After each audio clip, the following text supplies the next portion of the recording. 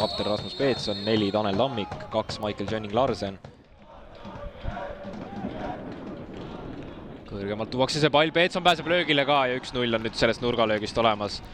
18. minutil saab Levadia juhtvärava kätte ja selle autoriks on nende meeskonna kapten Rasmus Peetson, kes ka siit ühes sellega 2025 aasta Premium Liiga väravaarve isiklikus saldos avab. Just hakkasin mõtlema, Levadia võttis seal jälle pikema aja, et kuidas olukord lahti mängida, et kas oodatakse kellegi tugi ära ja tehakse lühidalt taaskord siis lahti mängitud krossina. Miil püsib hetkel kenasti jalgadel. Oodatakse Turri tugi ära, Turrilt sööt karistusalasse, aga esimese hooga ei päästa löögile, nüüd tuleb üritus, aga Aland on püüdmisel kindel.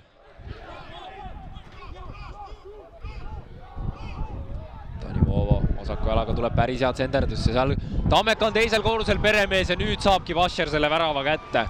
Ei möödu minutitki sellest, kui ma rääkisin, kuidas Levadia vastu on tal kõvem proovikivi ees kaitsjate näol ja kuidas tänases kohtumises annaks seda kaitseliini lahti murda.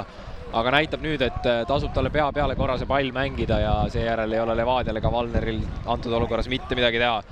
25. minutil saab Tammeka ka legaalse värava kätte ning seis on 1-1. Ja nüüd oleks koordusest huvitav näha, kes see mees, kes selle löögi sooritas. Nüüd annab kõrgema palli karistusalasse Miil teisel koorusel peremees. Peale löök tuleb Levadia poole pealt ja saadakse 2-1 värav kätte. 44. minutil läheb külalismeeskond FCI Levadia seda kohtumist 2-1 juhtima ja see on nende keskkaitse Tanel Tammik, kes arusaadavatel põhjustel muidugi väravat ei tähista. Enda sünnilinna ja kasvatajaklubi vastu selle tabamuse lööb. Ja teist korda resultatiivne siin. Ja nüüd jõuab see adressaadini ka, aga esimese hooga Levadia mehed löögile ei pääse. Musaba seal keerutab ja päris hea pealelöök tuleb meeste vahelt pöörde pealt. Hetkel valitseb seda olukorda. Ja nüüd väga hea rünnaku võimalus siin tekkimas. Täiesti üksinda on jäänud, on vist Richie Musaba see mees või Bubakar Tambetu, kas suudab olukorra lahendada. Tuleb pealelöök, aga Aland tõrjub ja vastu.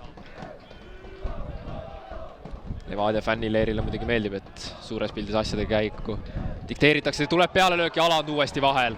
Kahel korral tunnistama. Vaatame, kuidas läheb kolmandal korral. Kas päästakse uuesti löögile? Pall on väga ohtlikult lahti ja surub Levadia selle ära ja ei jää 2/3. Ja tuleb ekraani juurde. Niimoodi, et ei ole selle nurga alt nii selgelt aru saada, kas käis õumbu rinna vastas või oli Tambetu käsi ikkagi mängus.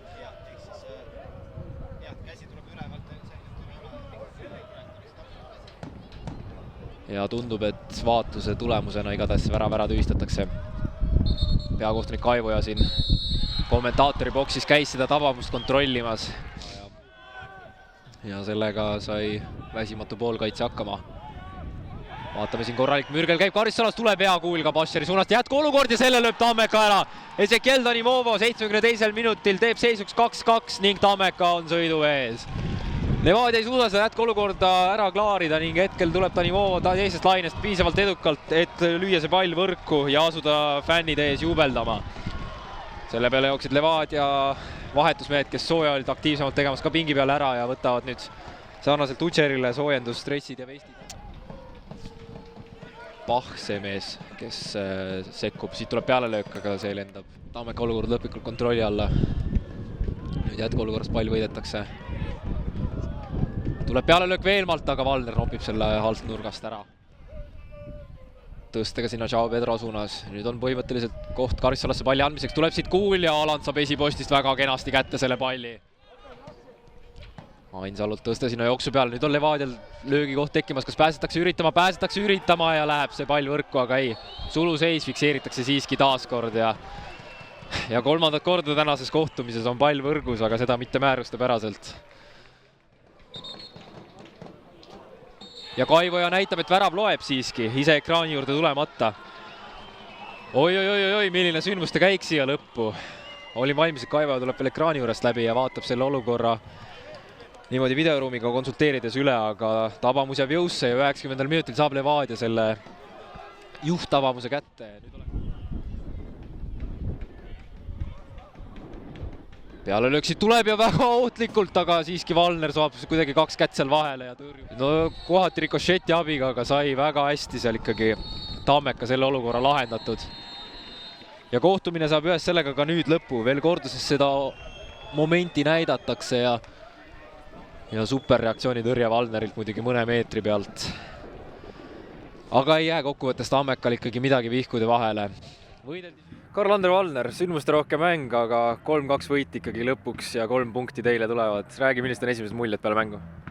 Ma arvan, et võtame nüüd 3 punkti ja läheme Tallinna ja liigume edasi, et kõige tähtsam 3 punkti jah, et mäng oli väga jookse-viska, eriti teine poolega, et kiitus Tartule, et väga hästi mängivad oma tugevuste peale ja selgelt tekitasid raskusi meil teisel korrusel peapallidega, et selles osas olid nad väga tublid, aga tegime oma ära, võtsime 3 punkti ja sellega saab rahul olla. Avapoole lõpus saite nõndanimetatud riietusruumi värava ka kenasti kätte, mille pealt oli usutavasti väga palju mõnusam teisele kolmveerandtunnile vastu minna, et millised need vaheajutud teiseks pooleks olid? Ei, ega see värav otseselt ei mõjutanud nagu taktikaliselt, et mida me nüüd peaks teistmoodi tegema, et on see 2-0 või 2-1 seis, et lihtsalt kõike natuke kiiremini, natuke rohkem aidata üksteist, mängida oma mängu edasi samamoodi. No avavooru pidid eelmise hooaja lõpus saada punase kaardi tõttu kõrvalt jälgima, aga usutavasti on ka ametlikult Premium-liigas aastal 2025 rõõmus tagasi olla. Väga hea meel on küll, et kerge aasta esimese mängu tunne oli, et Kaljuga superkarikas oli veel nagu eelmise hooaja lõpp, et see on nagu ametlik uue algus, et hea meel on olla väljakul. No järgmise vooru kohtumises Pärnu Vaprusega on ka usutavasti kõik eesmärgid selged ja ainult täiskiirusel edasi. Jah, igal juhul iga mäng 3 punkti püüdma, et muidugi midagi kerget ei tule, et Pärnu vist ka täna pani Florale ära, et peame valmis olema, et Pärnu ei tule midagi meile kerget andma. Hea kuulda. Karl, ma tänan ja soovin palju edu. Aitäh! Tere, Laurits! Sinu puhul siis korralik võitlus, korralik mäng, aga ikkagi lõppkokkuvõttes valus 2-3 kaotus. Räägi, millised on esimesed muljed peale mängu? No väga valus selles suhtes, et jälle lõpus Levadia vastu ära anda see väga magus viigipunkt, et eelmine hooaeg oli ka üks sarnane mäng, aga nende kodus, et jah, seekord läks nii lihtsalt. No lasite avapoole lõpus nii-öelda oma poisil Tammikul lüüa selle 2-1 juhtvärava, mis nõndanimetatud riietusruumi värava, et millised olid need vaheajutud teiseks pooleks? Tulite ikkagi suhteliselt hea hingamisega ja panite kenasti Levadiale vastu? Jaa, vahejutud, täiesti tavalised vahejutud, et 2 väga sellist, kuidas ma ütlen, lolli lihtsalt väravat lastud, mis on väga kergesti ära hoitavad, on ju, põhimõtteliselt standardolukordadest. Ja lihtsalt läksime, et paneme sama julgelt edasi, et meil ei ole midagi kaotada selles suhtes ja nagu näha oli, siis ei olnudki ja tegime sellest veel väga kõva mängu. No korralikult kontrolliks aega võtnud värav Tambetuu puhul, erinevate nurkadelt seda näidati, aga korduste põhjal oli keeruline lõplikku tõde selgitada, et oli siis Levadia ründajal seal käsi sinuga võitluses ta oli või kuidas sina olukorda nägid? Minu arust ta ei olnud minuga võitluses, aga ma olin ka seal lähedal, jah. No ma lootsin väga, et võetakse ära see värav, aga eks ma pärast vaatan järgi, et mille põhjal see otsus siis tehti ikkagi. Et jah, ma ei tea täpselt, ma ei saanud aru, et mis seal vaadati, ilmselt kätt, jah. No oled hooaega alustanud selles mõttes ikkagi sealt, kus eelmisel aastal pooleli jäid, et järjest täismängud ja äärekaitse positsioon ikkagi Tammeka algkoosseisus kõige noorem mees, aga tundub, et naudid seda kaasnevat vastutust. Jaa, kindlasti naudin seda kõike, et meeste jalgpall kõik väga kõva, et näen iga päev vaeva selle nimel, et järjest rohkem siia sisse tulla ja veel rohkem enesekindlamalt ja nii edasi kõike näidata. Järgmise vooru kohtumises Kaljuga on ka eesmärgid usutavasti kõigile selged, et 3 punkti ja uuesti võidurõile naasta. Jaa, eesmärk on iga mäng sama, et tahame igast mängust võtta 3 punkti, et vahet ei ole, kellega mängime. Ja nagu täna nägime, siis tegelikult iga vastane on väga mängitatav, et meil on väga hea sats ja ma arvan, et suudame häid asju teha see hooaeg, kui koos püsime satsina. Seda on hea kuulda. Laurits, ma tänan ja soovin palju edu. Jah, aitäh!